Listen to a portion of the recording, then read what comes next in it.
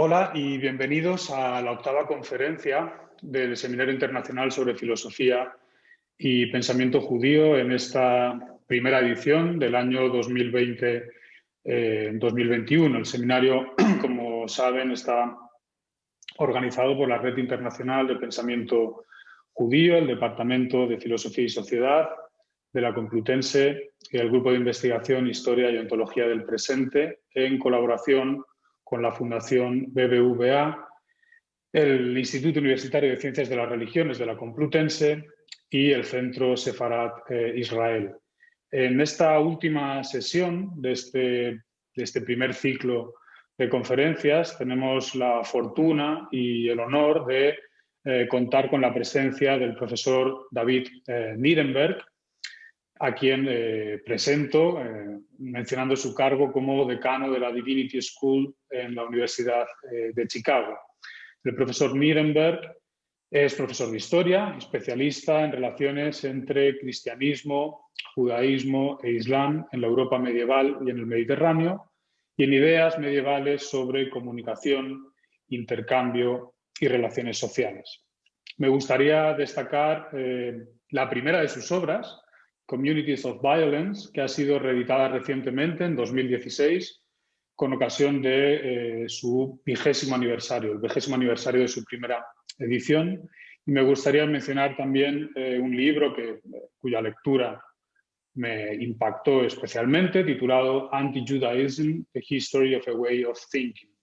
Y por último, me gustaría referirme a una obra de próxima aparición que el profesor David Nirenberg ha elaborado con su padre, Ricardo Nirenberg, y que lleva por título Uncountable, A Philosophical History of Number and Humanity from Antiquity to the Present. El título de la conferencia del profesor Nirenberg es Conceptos de judaísmo y conceptos de raza. Con esto, y agradeciendo de nuevo la generosa participación en nuestro seminario, doy la palabra al profesor Nirenberg. Muchísimas gracias. Sí, es para mí un gran placer y honor estar aquí, compartir este seminario con ustedes. Y Roberto, al profesor Navarrete, si le puedo agradecer su tan amable invitación. Voy a compartir mi pantalla. Tengo algunas citas, no muchas, pero comparto la pantalla para ayudar un poco. Y me lanzo. He elegido este tema, que es un tema un poco idiosincrático, conceptos de judaísmo y de raza, porque creo que vivimos en un momento en la historia del pensamiento histórico sobre la raza, en el que el tema del judaísmo le parece a muchos totalmente irrelevante para el tema de la raza, o peor que irrelevante, erróneo. Así que permítanme intentar describir brevemente el momento tal y como yo lo siento. Y reconozco que el sentimiento tiene mucho que ver con esto. Uno elige tema por impulsos y fuerzas de los que uno ni siquiera es consciente. A mí me parece que este momento se caracteriza por un enorme y apasionado acuerdo sobre la necesidad de poner el análisis histórico al servicio de la lucha contra el racismo, y por un enorme desacuerdo, al menos entre los eruditos, sobre si la raza, a diferencia del racismo que nadie pone en duda, sobre si la raza existe realmente y si en efecto existe, sobre cómo debería definirse. También es un momento de consenso muy fuerte en cuanto a que, independientemente de lo que pensemos sobre la raza y el racismo hoy en día, los judíos y el judaísmo no son una parte significativa de ellos. Es decir, no son víctimas significativas de racismo en el presente y su historia no es significativa para nuestra comprensión de la raza y el racismo en el presente, excepto en la medida en que los judíos mismos pueden ser racistas o servir como ejemplos destacados de racismo. Así, por ejemplo, en la medida en la que el sionismo se considera una forma de apartheid, se puede entender que los sionistas o los judíos, hay mucha confusión, han contribuido de manera significativa a la invención del racismo. Yo no sé cuándo tomó forma este consenso. Ciertamente es posterior a la Segunda Guerra Mundial y el Holocausto, pero ya era poderoso cuando Foucault declaró en sus conferencias del 75-76 sobre la historia del racismo, Il faut défendre la société, que, cito, en la medida en que es una actitud religiosa y racial, el antisemitismo tuvo tan poca influencia en la historia que intentaba trazar para ustedes, es decir, la historia de la raza, que no hay que tenerlo en cuenta hasta que lleguemos al siglo XIX. Yo sospecho que el caso sea en realidad lo contrario, que una larga historia de pensamiento con figuras del judaísmo haya configurado las posibilidades actuales de pensamiento sobre la raza y el racismo. Y debo subrayar que hablaré hoy de las figuras del judaísmo, no de los judíos, ni del propio judaísmo, sea lo que signifique.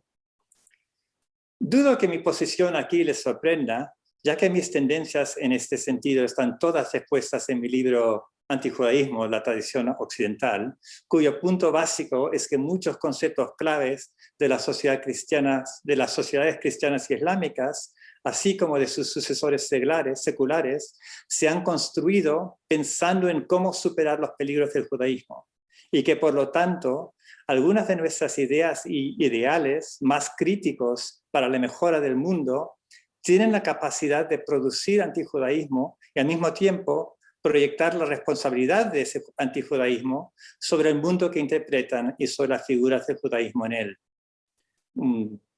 Una frase bastante complicada, pero ahora la voy a intentar explicar. Mi sospecha parece justificada por una confluencia que no considero casual, a saber que el momento actual de la historia del racismo y del antirracismo está marcado por discusiones sobre los judíos en la derecha y la izquierda políticas.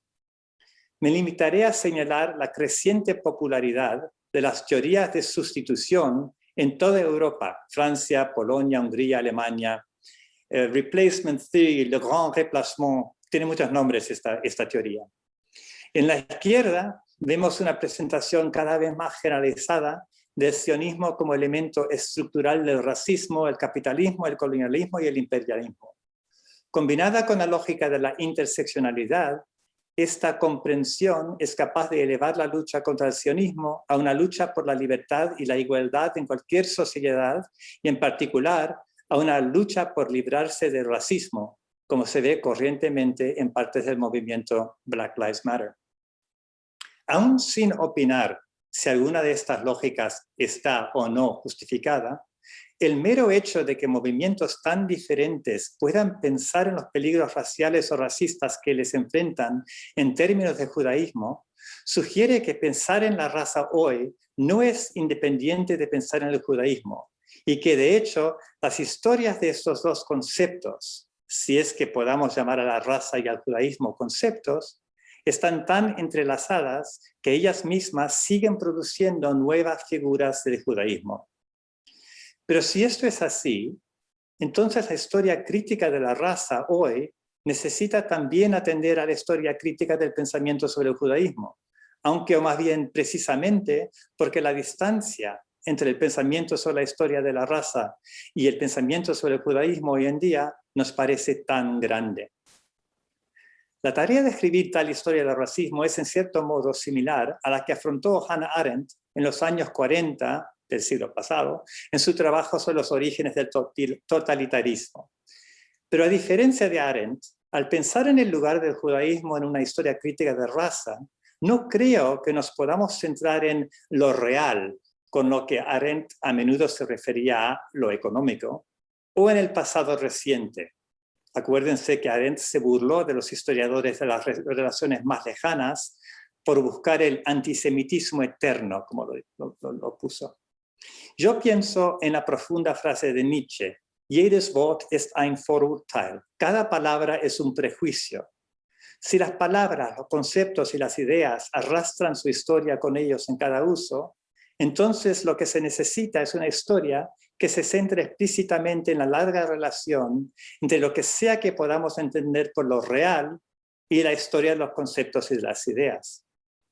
Y dado que somos criaturas nacidas en el mundo y el lenguaje, nuestro presente, aunque siempre cambiante, nunca se libera del todo de los hábitos e historias, las palabras y los conceptos que conforman las formas de pensamiento a través de las cuales aprendemos a crear la realidad.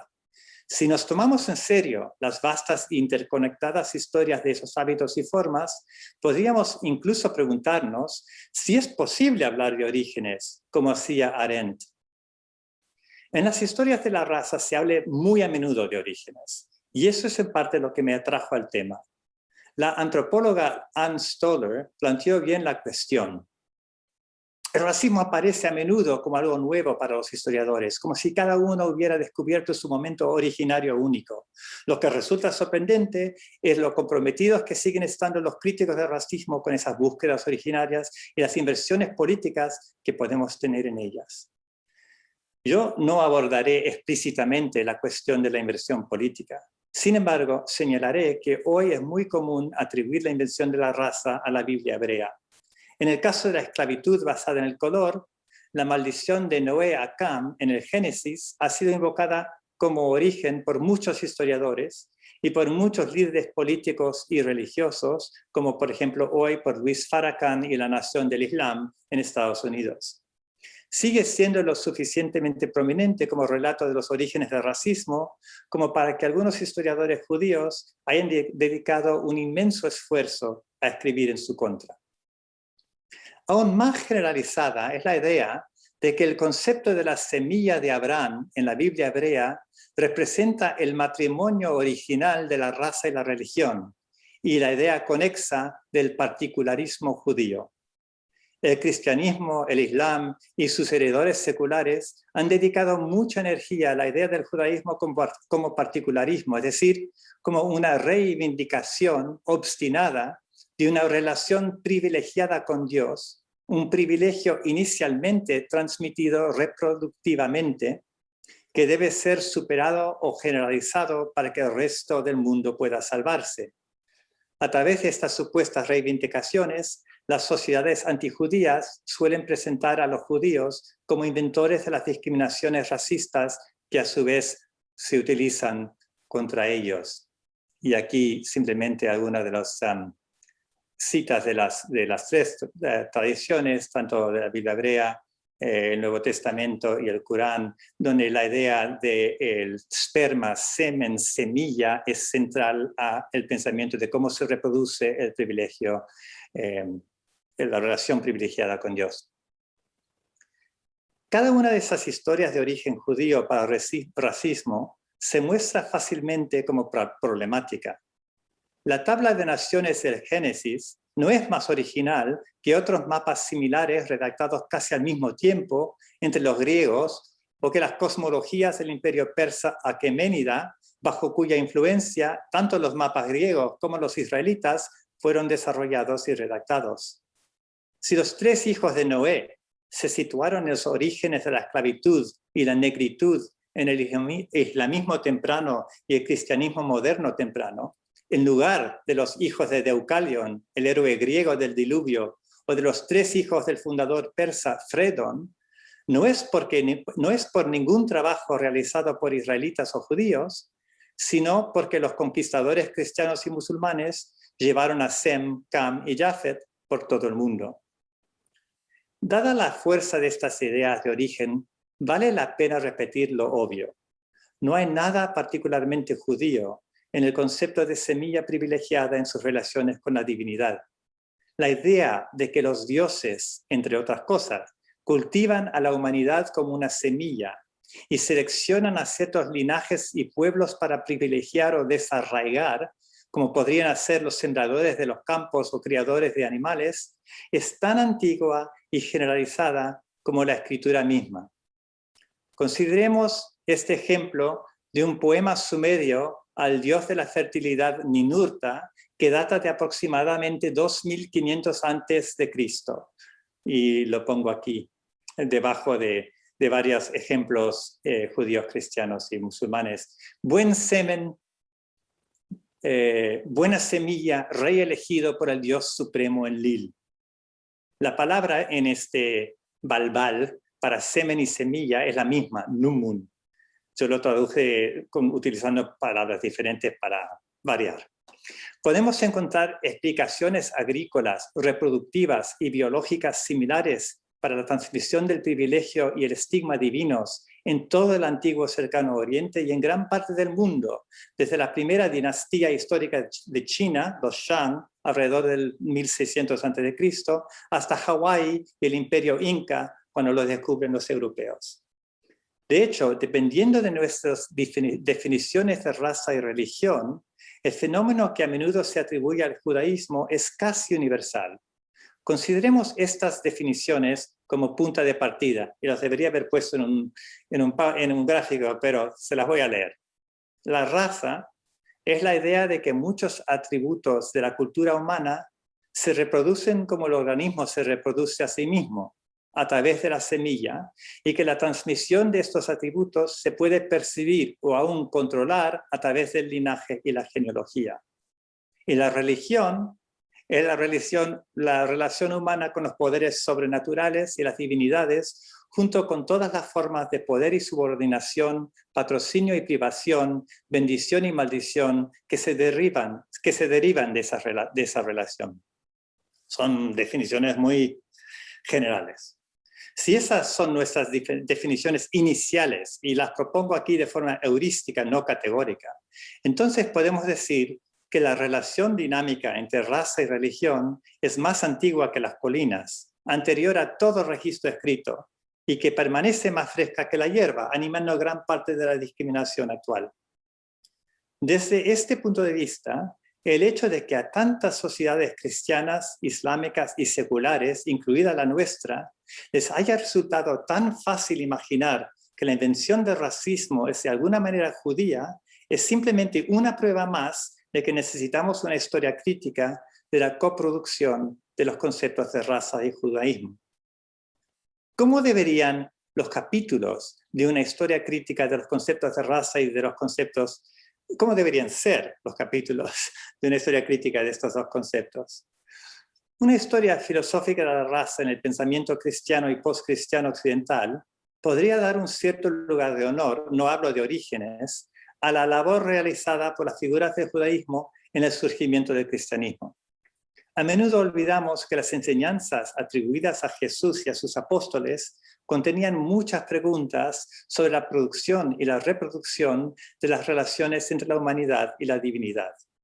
Al igual que las de los judíos y los griegos y los persas y los egipcios y los babilonios, las primeras enseñanzas cristianas recurren constantemente al vocabulario de la reproducción y la herencia, la semilla y el semen, la paternidad y la maternidad, la etnia y el grupo familiar, la genealogía y la embriología, el injerto y la adopción, para responder a esas preguntas. Y como todas esas tradiciones anteriores, esas enseñanzas eran ambivalentes, capaces de justificar una serie de posiciones que iban desde el determinismo biológico extremo hasta el universalismo espiritual radical, e incluso ambas cosas a la vez, en la misma frase o gesto. Esto lo vemos ya en los primeros escritos que se conservan de un seguidor de Cristo, las cartas de Pablo. Pablo no abandonó el vocabulario reproductivo de la semilla, más bien reinterpretó y amplió su campo semántico. Hablando en Gálatas, por ejemplo, de la promesa a Abraham, explica que las palabras no eran y a sus semillas en plural, sino en singular, y a su semilla, su descendencia, que significa Cristo, añade Pablo. Al renacer en Cristo, los gentiles obtienen la bendición que corresponde a Cristo, cuya legitimidad como semilla está afirmando Pablo. Es en el curso de este argumento que Pablo ofrece esos famosos versos tomados tan a menudo como una declaración de universalismo. Ya no hay judío ni griego, no hay esclavo ni libre, no hay varón ni mujer, porque todos vosotros sois uno en Cristo Jesús. Y si vosotros sois de Cristo, ciertamente el linaje de Abraham sois y herederos según la promesa. La primera frase suele leerse hoy como un manifiesto universalista. Todas las distinciones de nación y etnia, condición social y género se borran por el bautismo en Cristo. Pero el vocabulario del segundo verso sobre la semilla, el linaje y la herencia va en la dirección opuesta. Sugiere que la asociación entre parentesco, naciones y dioses, tan extendida en el mundo antiguo, sigue de alguna manera vigente. Está claro que el aspecto reproductivo de la promesa de Dios a Israel seguía siendo importante. Menos claro es el sentido de esa importancia. ¿Predica Pablo el fin de cualquier relación entre lo que yo llamo raza y religión o el comienzo de una nueva y poderosa relación entre ambas? Se han dado muchas respuestas diversas a preguntas como esta. Yo simplemente observaré que en el resto de la carta Pablo no borra las distinciones que estos versículos invocan en sus oposiciones, como tampoco borra la importancia de la semilla. Por el contrario, redobla esas oposiciones para hacer su argumento. Como ejemplo de esa duplicación, consideren su uso de las categorías de esclavo y libre. Una vez más, Pablo invoca el linaje profético. La Escritura dice que Abraham tuvo dos hijos, uno de una esclava y otro de una mujer libre. Aquí hay una alegoría. Estas mujeres son los dos pactos, dice. De las dos son los hijos de Agar que nacen en la esclavitud. Hasta aquí hay poco que sorprenda a un lector de las escrituras hebreas del primer siglo y nada revolucionario en el tratamiento de la esclavitud. Lo que sí es revolucionario es el linaje que Pablo presenta como esclavizado. Sinaí, en la Arabia de Agar, representa la Jerusalén actual, pues ésta, junto con sus hijos, está en esclavitud. Aquí son los seguidores de Moisés y sus hijos los que están esclavizados. Y para que no pensemos que la esclavitud tiene pocas consecuencias, Pablo saca la más dura de las conclusiones de la biografía de Abraham. Echada a esa esclava y a su hijo. El hijo de la esclava no debe compartir la herencia con el hijo de una mujer libre. Las alegorías de Pablo no borran la servidumbre como categoría consecuente, sino que reubican la esclavitud en un linaje inesperado, la semilla de Abraham en la Jerusalén terrestre. Pablo no anula las polaridades que invoca, las invierte. Una duplicación similar es evidente en algunas de las otras similitudes que Pablo ofrece para aclarar las relaciones de reproducción y parentesco que deben existir entre paganos como los Gálatas y su nuevo Dios. Una de estas similitudes es la adopción. Dios envió a su Hijo nacido de mujer para que recibiéramos la adopción como hijos, escribe. Así que ya no eres esclavo, sino hijo, y si hijo, también heredero. El concepto y la práctica de la adopción deberían ser de gran interés para los estudiosos de la raza, sobre todo porque su poder para crear parentesco o integrar a los individuos en linajes varía mucho de una cultura a otra. En el antiguo derecho romano, el poder de la adopción para crear ficciones legales de parentesco era relativamente grande, ya que proporcionaba un mecanismo por que alguien ajeno a un linaje podía ser tratado como descendiente y heredero dentro del linaje. El emperador romano Augusto, por poner un ejemplo destacado, procedía de una familia relativamente oscura, pero fue adoptado por Julio César y se apropió de la prestigiosa ascendencia de la diosa Venus que Julio había forjado para su propio linaje. Es quizás irónico que con el declive del Imperio Romano, la adopción perdió ese poder en gran parte de la Europa cristiana y no la recuperó hasta las reformas legales de Napoleón. E incluso entre los romanos, estas ficciones legales no sustituyeron al parentesco biológico. El propio Augusto dedicó una galería de retratos a honrar los 42 linajes más distinguidos de Roma. La adopción sirvió a los romanos como una herramienta legal para la gestión del linaje, no como una forma de eliminar las reclamaciones de parentesco, al igual que lo hizo para Pablo, permitiéndole preservar los poderes de la semilla mientras desplegaba esos poderes de nuevas maneras. Incluso después de Gálatas, Pablo siguió pensando en analogías reproductivas capaces de incorporar a los seguidores gentiles de Jesús a los linajes proféticos favorecidos por Dios, a juzgar por otra metáfora agrícola que desarrolló en otro texto dedicado a la cuestión de cómo se relacionan judíos y paganos con el linaje de Abraham.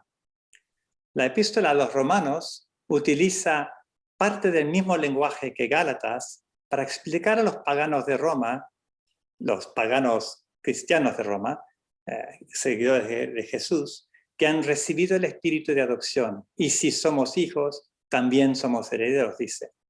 Pero Romanos agudiza aún más la cuestión. ¿Por qué los paganos son adoptados, mientras que tantos de los hijos naturales, es decir, los judíos, no han seguido a Jesús? Para responder a esta pregunta, Pablo ofrece una similitud que subraya simultáneamente tanto la legitimidad permanente del linaje de Abraham como la participación de los expaganos en esa estirpe. Si la raíz es santa, también lo son las ramas. Y ahora la metáfora famosa del injerto en el olivo. Esta metáfora de injerto es forzada, pues como todo horticultor romano sabía, el fruto que resulta de un injerto será del tipo del injerto, no de la raíz. Pablo no menciona este detalle, pero está claro que no piensa en el injerto como algo que supere toda distinción natural, ya que insiste en una diferencia de naturaleza permanente entre la antigua raíz y la nueva rama. Esa diferencia volverá a surgir al final de los tiempos, cuando los judíos se arrepientan y sean injertados de nuevo. Y llamo atención a esta frase porque va a volver cuando hablo de Kant al final de esta charla. Porque si tú fuiste cortado, del que por naturaleza es olivo silvestre, y contra naturaleza fuiste injertado, ¿cuánto más estos, que son las ramas naturales, serán injertados en su propio olivo? Similitudes como estas y muchas otras extienden la biología del campo y la familia a la historia de la salvación de la humanidad. Lo que Pablo pretendía con esa extensión, la forma en que los lectores posteriores interpretaron esos pasajes, son cuestiones que siempre generarán desacuerdos. Pero sea cual sea la intención de Pablo, podemos entender que las generaciones posteriores de lectores vean en estos pasajes textos de prueba de la posibilidad de que el linaje importa, que la bendición y la maldición, la libertad y la esclavitud, la salvación y la condenación no son totalmente independientes de las genealogías de la reproducción. Y que cuando se trata de tales genealogías, las del judaísmo tienen una importancia especial, ya sea para bien o para mal, poniendo los debates sobre el judaísmo en el centro del pensamiento cristiano sobre la raza y la religión. También hay algunas cosas que no deberíamos concluir a partir de estos pasajes. Una es que las ideas biológicas, embriológicas o agrícolas que Pablo puso en práctica eran particularmente judías. Al contrario, Pablo se basó abundantemente en ideas como el injerto, que es ilegal en muchos casos en la ley rabínica, y la adopción, que estaban mucho más desarrolladas en el pensamiento persa, griego y romano que en el judío de su época. Incluso es posible que Pablo esté siendo radicalmente innovador precisamente donde se nos ha enseñado a pensar que está siendo más judío. Y judío siempre lo digo entre scare quotes, como se dice en inglés, comillas. Escojo un ejemplo relevante para la historia de la raza.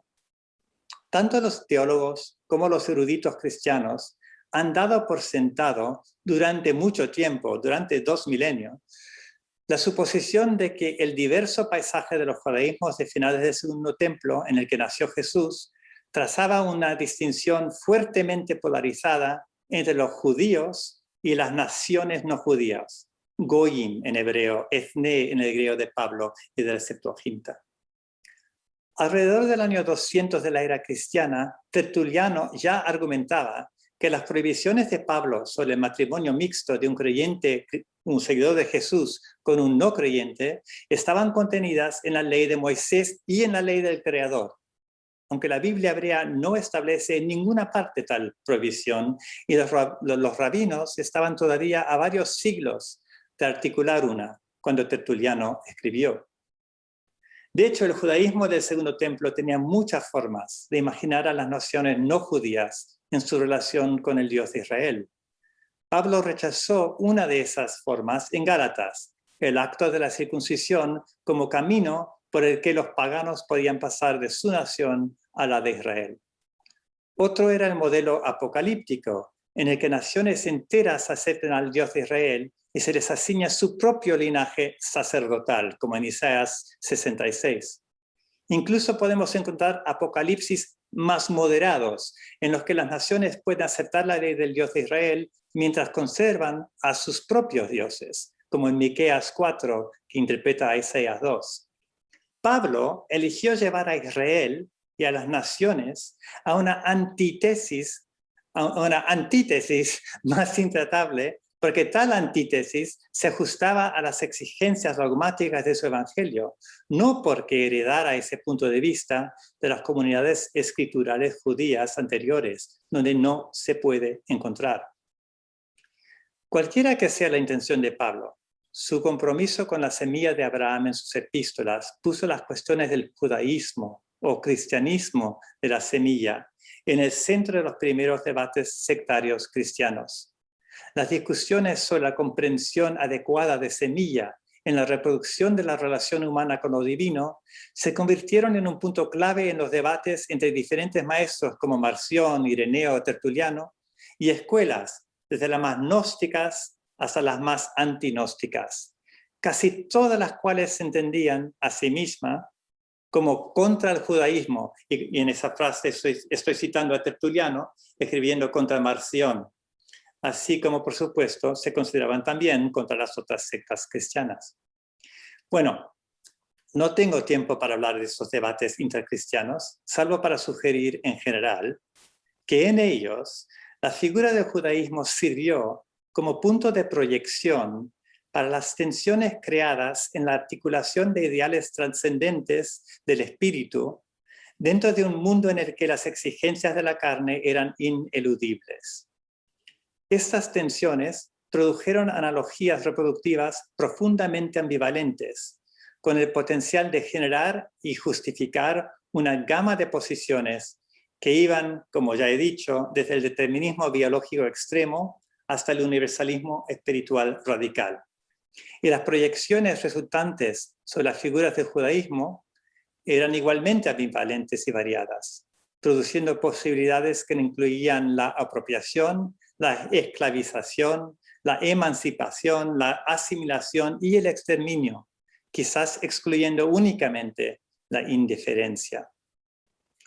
Un proceso similar tuvo lugar en el Islam, aunque no hablaré de ello hoy, con el resultado de que tanto el cristianismo como el Islam produjeron la capacidad de pensarse a sí mismos como universales y de pensar en la resistencia a ese universalismo, sea quien sea resistente, hasta un correligionista, como algo judío. Incluso con el cristianismo, como el Islam, también produjeron múltiples formas de privilegio y estigmatización articuladas reproductivamente de forma biológica y agrícola en las relaciones humanas. De hecho, a menudo aplicaban esas biológicas a los judíos o a los conversos del judaísmo, mientras que simultáneamente proyectaban la responsabilidad del particularismo reproductivo estigmatizante sobre los objetos judíos de esas exclusiones. De esto ofrecería dos ejemplos, uno islámico y poco conocido, otro cristiano y notorio, ambos interrelacionados. El islámico supuso la conversión forzosa al Islam de todos los judíos que vivían en las tierras gobernadas por los califas almohades en Iberia y el norte de África en el siglo XII. Estos conversos llegaron a ser entendidos como distintos, como linajes no asimilables y corruptores, no casables con los viejos musulmanes. Y aquí cito a un dicho atribuido al califa Abu Yusuf, que fue uno de los que llevó a cabo estas conversiones. Si por lo contrario estuviera seguro, bueno, en fin, llamados muhajirun, entre otros nombres, muhajirun o inmigrantes, estos musulmanes de descendencia judía fueron tratados como un tipo de musulmán separado y sospechoso durante unos 800 años, desde el siglo XII hasta el siglo XX. El segundo ejemplo tuvo lugar en Iberia, con las conversiones masivas de judíos que se produjeron entre 1391 y 1422, y la creación de una clase de cristianos nuevos, también llamados confesos, conversos, marranos, que también pasaron a ser considerados de alguna manera contaminados por un judaísmo que se reproducía a través de la sangre, leche y linaje.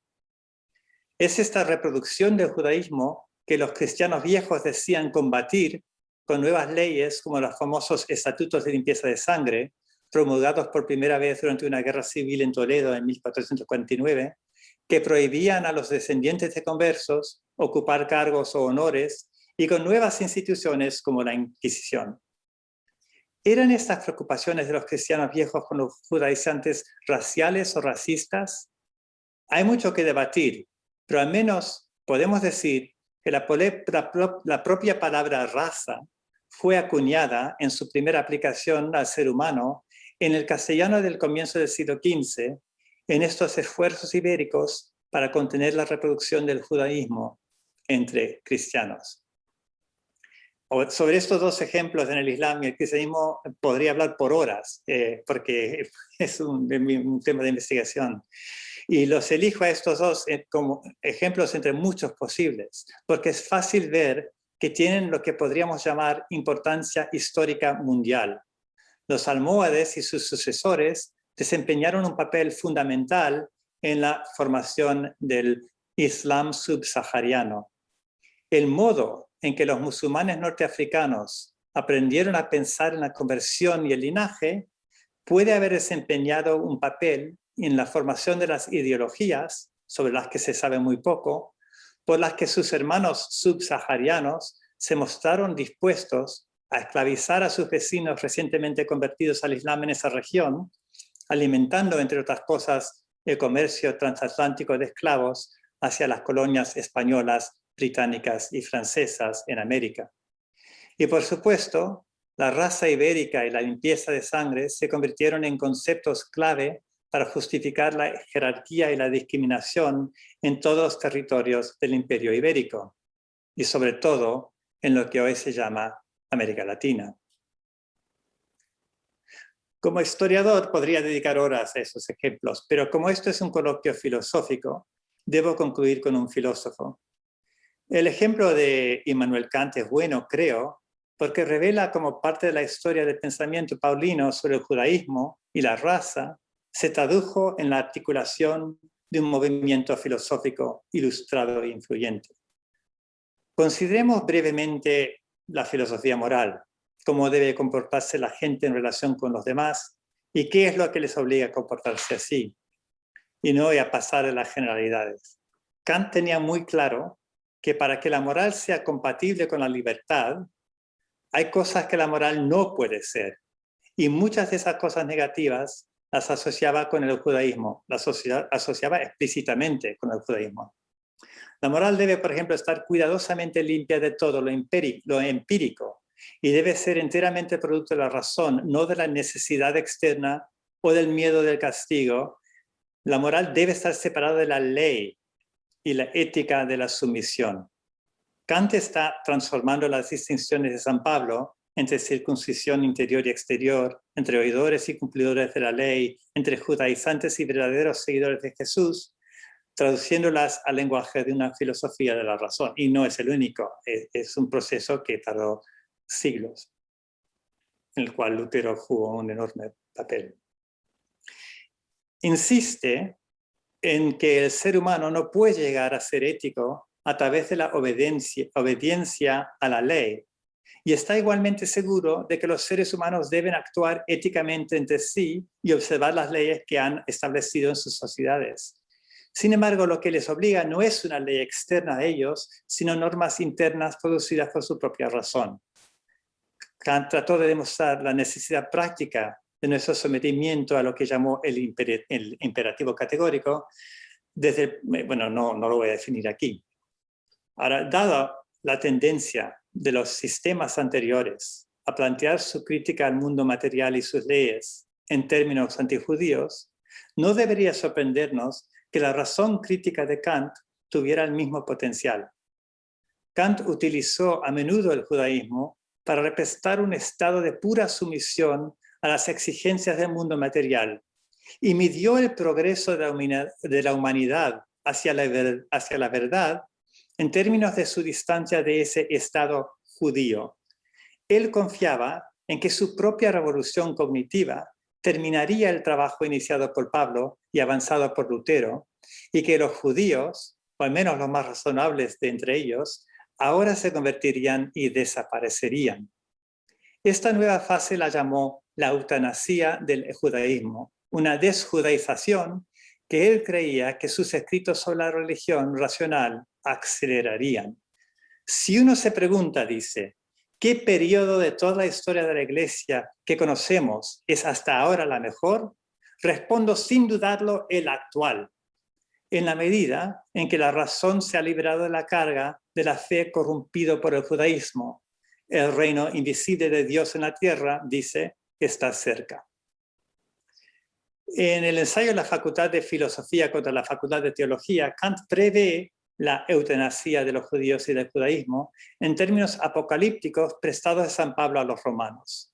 Los judíos, dice, se convertirán de su estatus actual, como, cito, vestimenta sin hombre en ella, una iglesia sin religión, fin de la cita, a una religión puramente moral que luego desaparecerá ella misma en lo que él llama el mayor drama de cambio religioso en la tierra.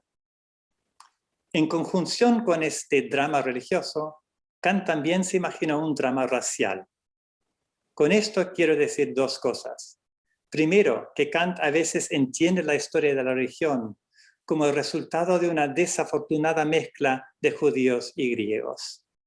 Esto es evidente, por ejemplo, en su afirmación que las enseñanzas de Jesús eran realmente griegas, no hebreas o semíticas. Eran lo que él llama, eran sabiduría occidental, solo que revestida de ropajes orientales. Le gusta mucho metáforas de ropa. De la confusión en este aspecto, insistió Kant, fluyeron, cito, tantos males que la religión provocó. La historia de la religión fue en este sentido una larga lucha contra el judaísmo, un esfuerzo para eliminar la mezcla judía de lo griego.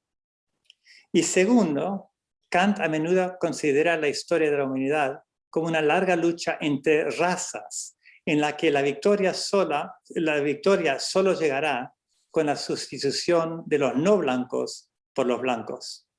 No puedo entrar aquí en plena discusión de los escritos de Kant sobre la raza, como su Von der verschiedenen Rassen der Menschen de 1775-77, y ni siquiera de su propio vocabulario, muy importante, de semilla, y cómo ese vocabulario está relacionado con el relato bíblico del Génesis, pero eso lo pueden ver en Mutmaßlicher Anfang der Menschengeschichte de 1786. Me limitaré a señalar que, grosso modo, Kant divide las razas en dos categorías básicas, la blanca y la negra. No da razones para suponer esto, sino que simplemente dice que es evidente. En las conferencias de Menschenkunde, que dio a principios de la década de los 80, presenta a los negros como atrapados en un particularismo de exceso corporal. Pueden ser educados, pero solo para ser siervos, dice. Por el contrario, la raza de los blancos, cito, contiene en sí misma todas las motivaciones y talentos. Si alguna vez se produjeron evoluciones, siempre fueron realizadas por los blancos. Y divide los blancos en dos categorías, grupos orientales y grupos occidentales. En una nota privada escrita más o menos en la misma época, Reflexión en 1520, presenta una visión teleológica de la relación entre estas razas particularistas y universalistas. Dice, todas las razas serán eliminadas, alle Rassen werden ausgerottet werden, porque son demasiado serviles o demasiado obstinadas, pero nunca la de los blancos. Las dos luchas y sus teleologías pueden parecer separadas, pero se entrecruzan, es decir, la lucha contra el judaísmo y la lucha contra la raza pueden parecer separadas, pero se entrecruzan. En la antropología, por ejemplo, Kant describe al otro racial y no blanco como incapaz de abstraerse del cuerpo y la materialidad. A continuación se refiere a los judíos, a los que, de acuerdo con la teología cristiana, atribuye rasgos similares. Pero los judíos son más peligrosos porque están próximos a la blancura, tanto racialmente, el oriental es una subclase inferior de los blancos, como socialmente, ya que viven como extranjeros dentro de las naciones blancas de Europa. Los judíos, dice Kant, son palestinos que viven entre nosotros, cuya presencia corruptora pone en riesgo el progreso epistemológico, moral y político al que se dedica la tarea filosófica de Kant. Compárese, a modo de provocación final, la opinión expresada en un panfleto anónimo publicado en alemán en 1804, el año de la muerte del gran filósofo. Cito: los judíos son la única causa de la degeneración del ser humano de la hermosa raza caucásica, la única causa de todos los seres humanos de color. El panfleto se titula Prueba indiscutible de que el mundo, la humanidad, la cristianidad y todos los estados tendrán que perecer a menos que los hombres judíos sean prontamente masacrados y las mujeres judías vendidas como esclavas. Sus afirmaciones sobre cómo los judíos buscan destruir la raza blanca desde dentro, corrompiéndola con el color, no suenan tan diferentes de las que circulan hoy día entre los teóricos del reemplazo y del genocidio blanco en los Estados Unidos y Europa. Mi objetivo con esta última provocación y con toda mi charla de hoy es simplemente hacer plausible el argumento de que una historia crítica de la raza puede estar entrelazada con una historia crítica de la religión y que ambas pueden requerir una reflexión sobre figuras del judaísmo. Pero también debo subrayar lo que no estoy diciendo. No estoy diciendo que los judíos son víctimas especiales del racismo o el único elemento significativo en una historia crítica de la raza. Lo único que quiero sugerir es que la larga historia del pensamiento con y sobre el judaísmo tiene mucho que ver con la forma en que las sociedades cristianas y musulmanes y sus heredores seculares han imaginado sus ideales universalistas, a la vez que esas mismas sociedades han producido sistemas de estigma y privilegio transmitidos reproductivamente, sistemas justificados y legitimados por analogías biológicas, analogías autorizadas no solo por la experiencia práctica con la reproducción en el mundo, sino también por el redescubrimiento repetido en la enseñanza divina. Cada capítulo de esta historia produjo una relectura de las escrituras y de la historia y de la biología también, para justificar nuevas discriminaciones. Esa historia no ha terminado. De ahí la importancia de la atención filosófica a las formas en que la historia de la raza es capaz de reproducir, parafraseando a Marx, figuras del judaísmo desde sus propias entrañas. Les agradezco mucho su atención y